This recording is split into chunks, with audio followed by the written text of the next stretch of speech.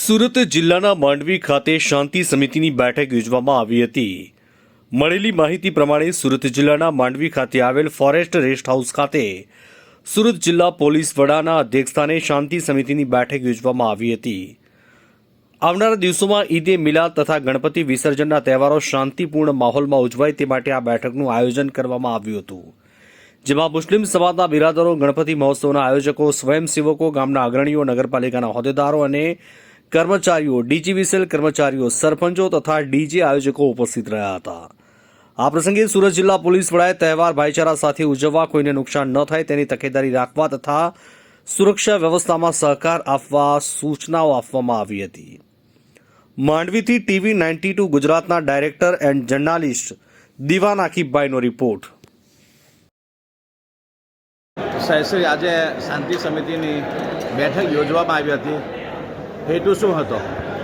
જે આગામી તહેવારો છે તેમાં ગણપતિ વિસર્જન અને ઈદ મિલાદના તહેવારો આવી રહ્યા છે તેના માંડવી ખાતે શાંતિ સમિતિની મિટિંગ અને જે આયોજકો છે એ તમામ સાથે વિગતવાર મિટિંગ કરવામાં આવી।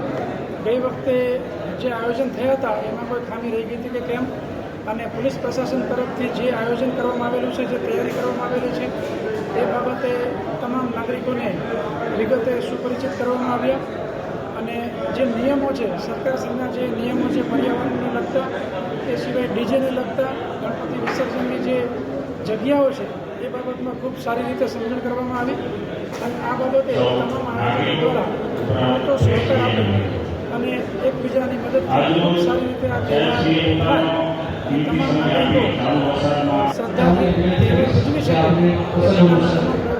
આવશે એ અત્યારે ચર્ચા કરવામાં આવી। સાહેબ, માંડવી જે પોલીસ સ્ટેશન છે ન્યાય કક્ષાનું પોલીસ સ્ટેશન છે, તો માંડવી વિસ્તારને સુરક્ષા કર્મીઓ કેટલા ફાળવવામાં આવેલા છે? અત્યારે જે અહીંનું મહેકમ છે એ સિવાય બંદોબસ્તમાં જે એક્સ્ટ્રા જરૂરિયાત છે, કારણ કે માંડવી પોલીસ સ્ટેશન ખૂબ મોટા વિસ્તારનું છે, ગણપતિ સ્થાપના પણ અહીંયા ખૂબ મોટા પ્રમાણમાં થાય છે અને ખૂબ શાંતિપૂર્ણ શહેર છે, પરંતુ જે પીઆઈ છે એમના દ્વારા જે એક્સ્ટ્રા માગણી કરવામાં આવેલી છે એ અમારી જિલ્લા પોલીસ દ્વારા એમને એક્સ્ટ્રા ફોર્સ 5 તારીખના રોજ ફાળવવામાં આવશે, જે 5 અને 6 બંને દિવસ માંડવી ખાતે રહી માંડવી પોલીસની મદદમાં રહી અને ગણેશ ઉત્સવમાં યોગ્ય બંદોબસ્ત કરશે।